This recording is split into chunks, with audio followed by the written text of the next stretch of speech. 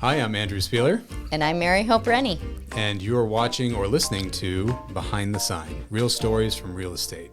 Welcome to Behind the Sign. We're really excited to have our special guest. We have our guest today is Joanie McIntire. She's the president of the New Hampshire Association of REALTORS. And thank you so much for coming.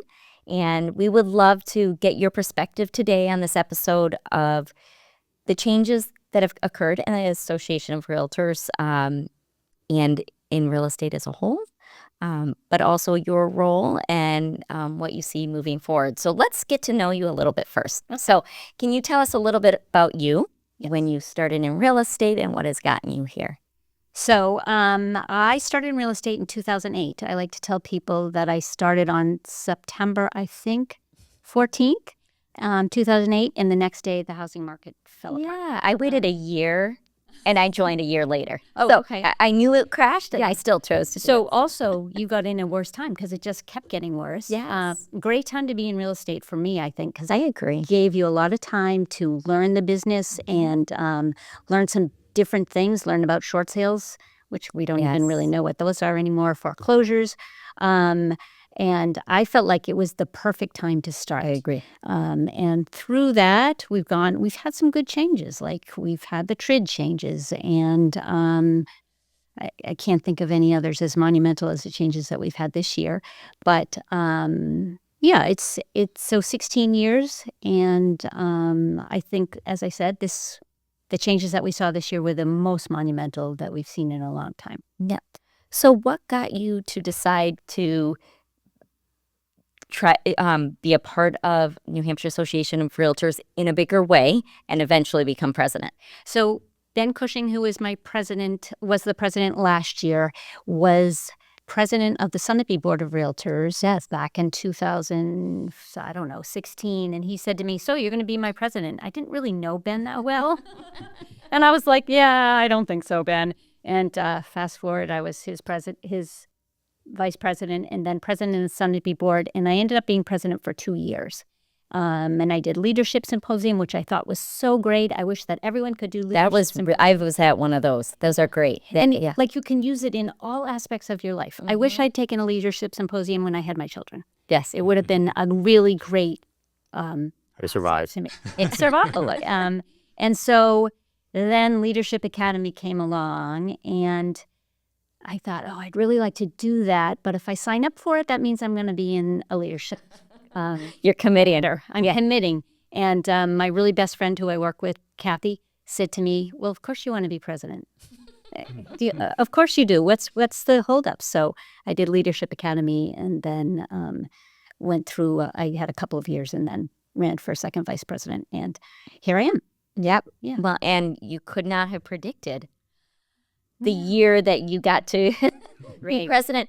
Let's step back a little bit, because I think you have a very good view of the National Association of REALTORS, New Hampshire Association of REALTORS, and a lot of people probably listening and watching this have no clue what are either of those, including agents who have been members for years. I would love you to tell us why we join a board, why we join the Association of REALTORS, and all of that. So in the association, we have a three-way agreement. There's the National Association, the State Association, and then your local board. And that agreement says that we will transfer communication between those three levels. They will let us know what's going on at the federal level. We'll pass that on down to the local level from state. And it's a really great organization, because the national level does advocacy at the national level, at the federal level. They go in and testify at Congress and at Senate, and we do the same at the state level. And at the local level, we're hoping our agents, I know you have one in your office, who is active in their local government. And so a big part of what realtors do is advocacy for private property rights. That's what your RPAC funds. That's what I was going to ask. What are you advocating most importantly for? Most importantly, private property rights. In some cases for realtors, back during COVID, we were instrumental in getting realtors or agents what's the word? To be essential essential workers. essential We had- workers. Yeah. If I remember, we had like 24 hours that we were not essential workers. 24 hours. I was sitting in my car and had a call from one of my sellers said, Joanie, they just closed down the state. What's going to happen? And I said, just give me till tomorrow. And The wise words. yeah, well, so that was done at the state level and so important. So that was something for us as realtors. But for the most part, it's private property rights to make sure that all kinds of things, private roads. In the state of New Hampshire, it was passed maybe 3 or 4 years ago that if you live on a private road and there's no written agreement, it's every owner is responsible for the road in total. And this is important because there's some lending practices that won't lend if there's not an agreement. Right. And we advocated for that. It took quite a few years to get that passed. Right. So there's that at the federal level, FEMA, to get reauthorized every year. Every time there's I can't even think what that's called, but get it reauthorized is really important. I have a condo in South Carolina that's on the market, and it was up for reauthorization. And if it didn't get reauthorized, they'd moved us into a flood zone. It could change everything. Would change everything. I might not even be able to sell it. Yeah. Unless I had a cash buyer. So yeah, at the local level, you're advocating for zoning changes, possibly, different things for private property rights. Yeah. So on a state level, so I'm an agent. I passed my exam, and then all of a sudden my office says, "Oh, now you also have to join a board," and that's going to be $600-700, and that's always I interview a lot of the new agents, right? And that's the first thing they said, why so much money? And they panic, and I try to explain the value. What is involved in having a membership into the New Hampshire Association of REALTORS, which includes National Association all the way down to the local board? Right. So at the state level, I can tell you, I can put together a sort of a suite of services that we give you that will pay for your whole membership. Yeah. All the way through. And just off the top of my head, there's Housing Wire. That would cost you some amount of money if you applied for it. Dot Loop. If you had to pay for your Dot Loop on your own, that would be another piece. This new program that we have, Forewarn, that's a safety program. That would be an amount of money you would have to pay every month to have that program.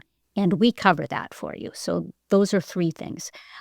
Forms. We provide forms for the state of New Hampshire. They're forms that are looked at by a lawyer, Matt Johnson, our lawyer from our legal counsel from Divine Millimet, makes sure he looks at all the forms. And we have a forms committee that goes over all of the changes. And then Matt looks at them and sends them back to us. I can't imagine what that would cost you. No. Well, and I think so many of us agents, realtors, grab those forms, just assume that's kind of the way it works, and they just show up in Dot Loop right, or DocuSign, and they're just there for us to use.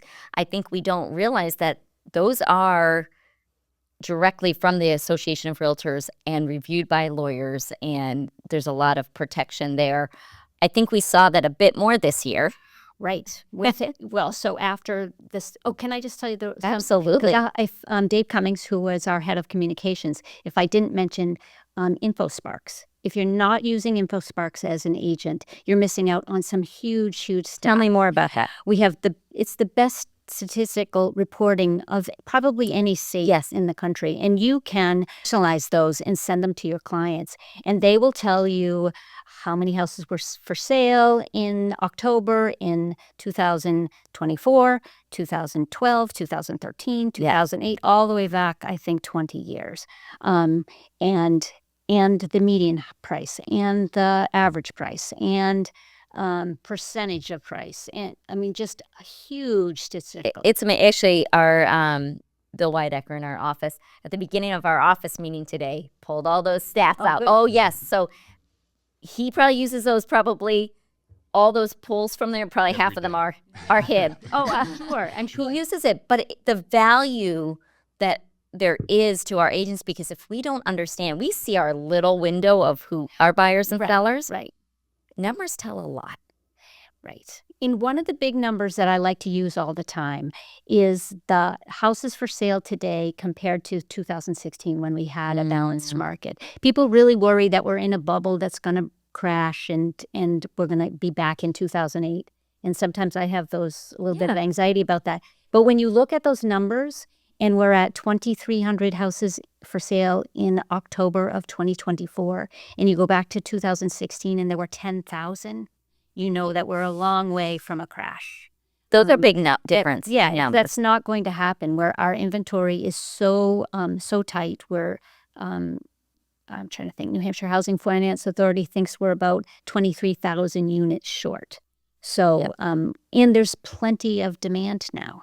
But that InfoSparks will give you all of that statistical information that you could ever want. So that's wonderful. And I think sometimes, again, as an agent, we get busy in our own world that we forget one of the biggest values we have to our clients is the information and data we have, because we're looking outside of just this one little spot in the real estate market.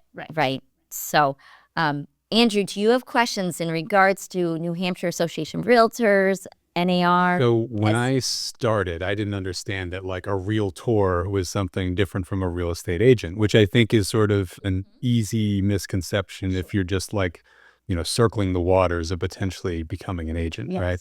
And I think that once you start kind of entering into the world of real estate, you very quickly start realizing like, oh, I do have access to all of these different platforms, all of this information. And at first, I know it can be very, very overwhelming, right? Is there a way in which you would sort of suggest to agents who are kind of just getting into things as to how to go about kind of deciding, all right, what is important to me as I get going versus other information that may be down the road I could kind of take in? Because I think one of the things that happens is people get so overwhelmed when they first start and they find themselves spending time and energy in a direction that really doesn't serve them when they're first getting going. So anything you can speak to sort of new agents, I think kind of getting into the field would be great. Right. So I would say one of the key things at the National Association of Realtors, when you become a realtor, that regular just licensed agents don't have, and we don't have that many non-realtors in the state, less than 10%. Other states, it varies. But we live by a code of ethics as a realtor. And I think that's really important to say. The National Association has a code of ethics that we are supposed to live by. And you can find those and read them, and you take that first ethics course, and then you take it every 3 years. You have a 3-year cycle that you have to take it. So that's the big thing about the National Association. And I think that's the most important thing you know about the national. At the state level, I would say InfoSparks is a really important thing for you to delve into so you can learn your local market and the greater market of New Hampshire. I always like to say you want to be the smartest person in the room when you're talking with your clients, and that makes you look really, really smart. Forewarn is great for safety issues, and then know your forms. Look at your forms and read them through. Don't just take them for granted. Take them for Say, granted. here's sign. Right, here's sign. Something I like to say all the time. I think it's 104, but a purchase and sale agreement has about 104 blanks, and everyone is just important as the next one. And in some cases, they're important to the client in different ways, but it's important that you know what those forms say. So I think that's where I would start. Know about the ethics piece, learn your statistics, and know those forms inside and out.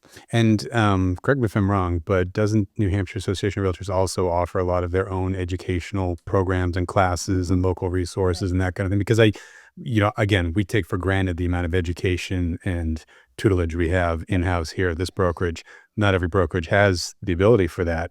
So, I mean, I would assume that's a great opportunity for agents, new and old, to come in, learn new things, or to just get up to speed on things that you guys offer, right? So first Thursday of the month, NHAR offers a free course online. every first Thursday of the month. I just was on the phone with my broker and I said, oh, there's a class coming up. Take that one. So you can get all of your CEs for free, continuing ed for free, and they're really interesting and taught by great instructors. Yeah. So again, that's another piece. If you think about $40 a class, if you take it on someplace else, and you need to have 15 of those every 2 years, those are money values I can put on things like with the other things. Advocacy is a very important piece of what we do at the state level. I don't know that there's a dollar value we can put on it or a way that I can explain it so that you would understand and say, oh, we have to have. Well, I think because it's done at such a level that we don't even see most of it come to our plate because it's already been taken care of, right? The New Hampshire Association of REALTORs hears about things coming up, is able to advocate before we are stuck with issues, right? And so there is a lot that we probably don't, like you said, we can't pinpoint a value add, but we as agents like to pull everything apart. Right. Well, with the new septic program, if you're the new septic law that if you're on a water body, if you're on a protected shorefront, that law as it went through the session changed very many times, and we were very much involved in that. And I'm really happy and proud to say that we had a really great working relationship with DES on that. That's great. And they felt the same way. And that goes a long way for all of us. It's hard to explain, but it's really, really important that we have those good connections with those state agencies. Yeah. Well, and so just to kind of, lead in with what we're talking about here with sort of the advocacy and the education element, obviously we went through what was probably the biggest disrupt to the industry in many, many years, about 4 months ago, right? Yeah. You decided? July 15th. So just to give us a little bit of background, because we have yet to have talked about this on the show. What happened 4 months ago? Sort of a quick summation of that. And then where are we 4 months into this sort of brave new world? And how are we as a state sort of faring against maybe other states around a national level that you've seen? So I would, let's go back a little bit further. And as a result of a class action lawsuit, and I'm not going to get into that because I'm not a lawyer and I can't explain that well. But in April of this year, a settlement was reached between the class and the defendants.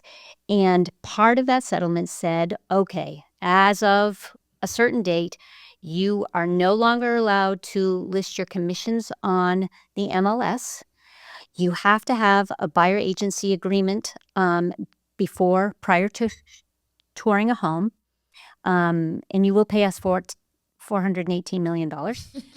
By the way, so much that doesn't affect us so much as those two other things. Correct. The very best news is that we were one of, I believe, about 18 states that already had a buyer agency agreement.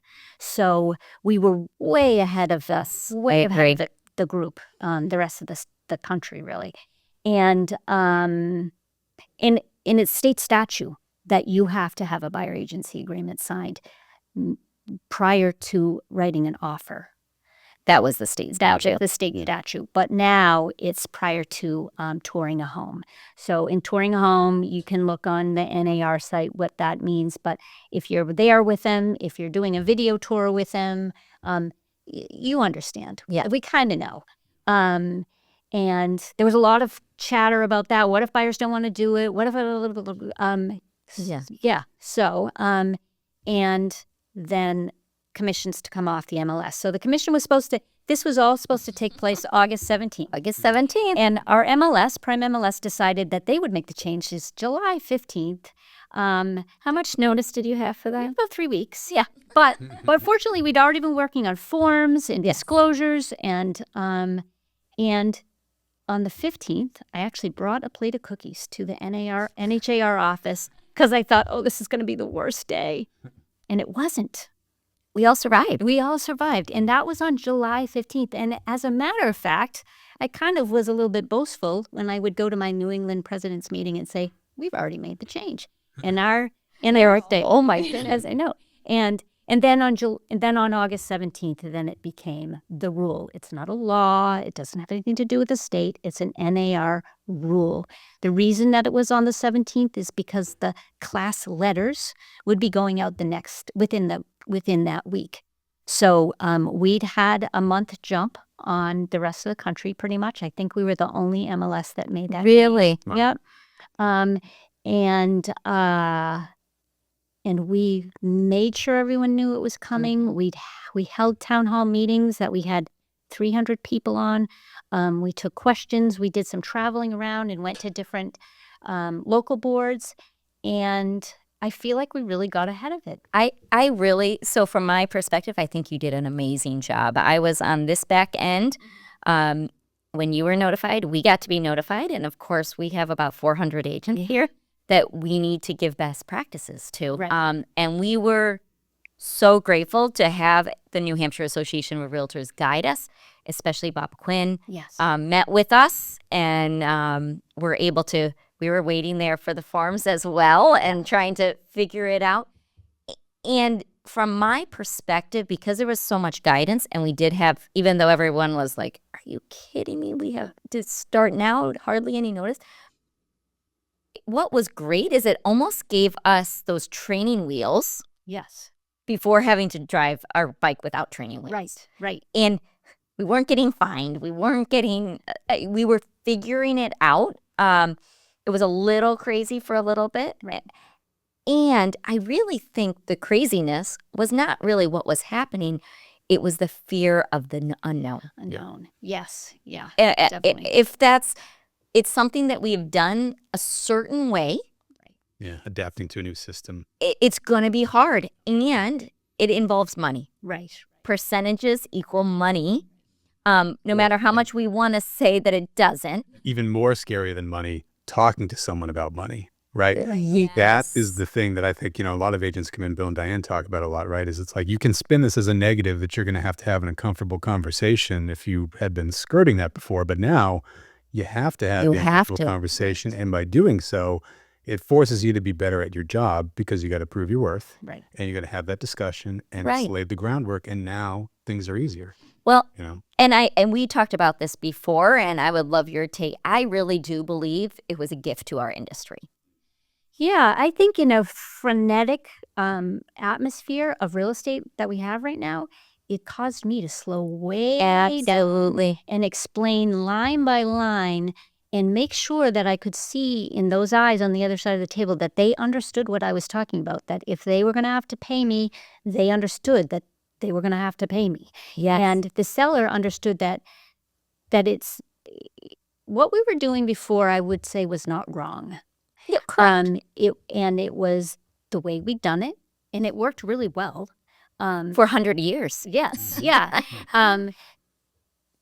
But to then go to a seller and say, okay, we weren't doing this wrong, but this is how we're going to do it now, that takes some honing. Like, you need to work at your skill for that.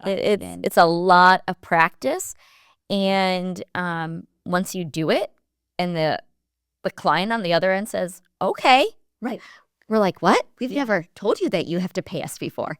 I mean, and I think maybe you've observed this too. For us who have been in the industry for longer, it's harder because it's such, you've gotten used to doing it a certain way and there's a way that's worked. And I feel, and I talk to new agents all the time about this. You have a gift that you're jumping into this and don't know any better. Right. And I believe that that's the case. And trade was the same thing. When you're working new agent and they said, oh, you're going to have to get that disclosures 3 days in advance. And everyone's like, oh. And we can't do that. We can't do. But I was new and I thought, well, why wouldn't you get it in 3 days in advance? So, the new agents, they just have, I think you have it easy. Well, I mean, when I heard it come through, I was like, oh, this wasn't already expected. Like, as part because my only experience with an agent wasn't real estate based. It was talent representation based.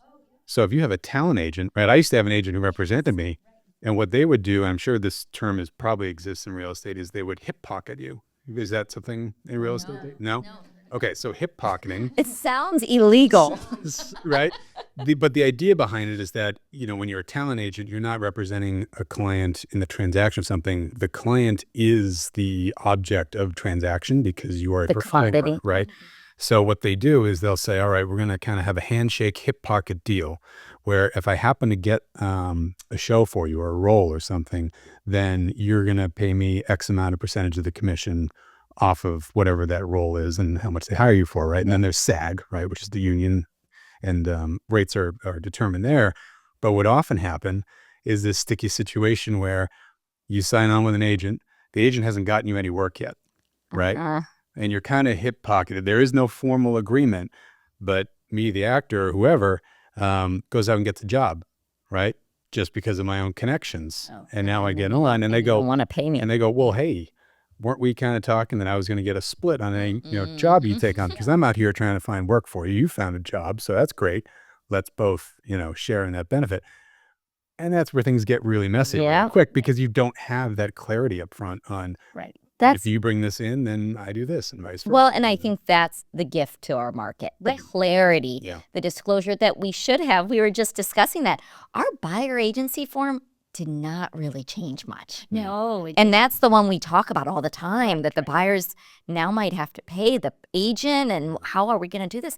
The buyer's agent, they shifted a few things and added a few clarifying remarks, but we always had an agreement. Right. We just didn't really hold to it as much, or we delayed doing it until we were about to write the offer. Right. Because we were afraid to ask people to sign. I think the selling agreement, the listing agreement, is probably changed way more in the way it's run. But I think, again, it's if we're able to express our value to our agents, and I think that's the other element that we're observing here. If you don't know what your value is as an agent, it's really hard to ask them to pay you. Right. An important question, the podcast that you started, Yes. what's the name of it? What's the focus? Where can we find it? We want to make sure we plug that. Okay, so the NHAR podcast is NHAR Getting Real, and it will be a once monthly podcast, and we'll have, I'm not sure who will take over. Dave Cummings, our communications person, will be the static person there. Susan may co-host with him. I will co-host through the year, and we'll have different guests on and associated links so you can go and see full interviews with those guests. I love that when I was listening to it. So there was a lot of information. Yeah. And they would say, here's a little bit of this, and then here to listen to the rest of this. And I thought that was great because you were talking to our lawyer, there were so many different elements and so much data there. So this is it's a very different podcast than ours, which I love that there's this, and I think agents are always looking, and it's local and timely. Yeah. So we're hoping it goes well. I'm on communications at the state level, and I would put a plug if you're at all interested in being in the state level. Definitely sign up for a committee. There's a lot of committees, and they love your input. And it's not a huge lift, usually once a month. But at the communications committee, I had floated this idea of a podcast. I said, we have this magazine that's really great, but it feels like we really need to move to the next level. And as a result, we ended up with a studio, and that gets used all the time. That's great. And a podcast. That's wonderful. Well, thank you for doing that for the Association of Realtors. Thank you for your time as president, and thank you for coming on here. That's so cool. Yeah, very great. much. This is great. Thanks for joining us for another episode of Behind the Sign, Real Stories from Real Estate. We hope you enjoyed today's conversation and gained a little insight into the world behind those for sale signs. Today's episode was brought to you by Keller Williams Realty Metropolitan, proudly serving New Hampshire, Vermont, Maine, and Massachusetts. A special thank you to our agents, leadership, and partners at KW Metro for their continued support. And thanks to you, our amazing listeners and viewers. Be sure to like, share, and subscribe so you never miss an episode. Leave us a review or comment. We love hearing your feedback, and it helps more people discover the show. And if you have a real estate story you'd like to share or a question you want answered on a future episode, reach out to us at metro.kw.com or find us on Instagram, handle @KWMetroNH. Until next time, we'll see you Behind the sign.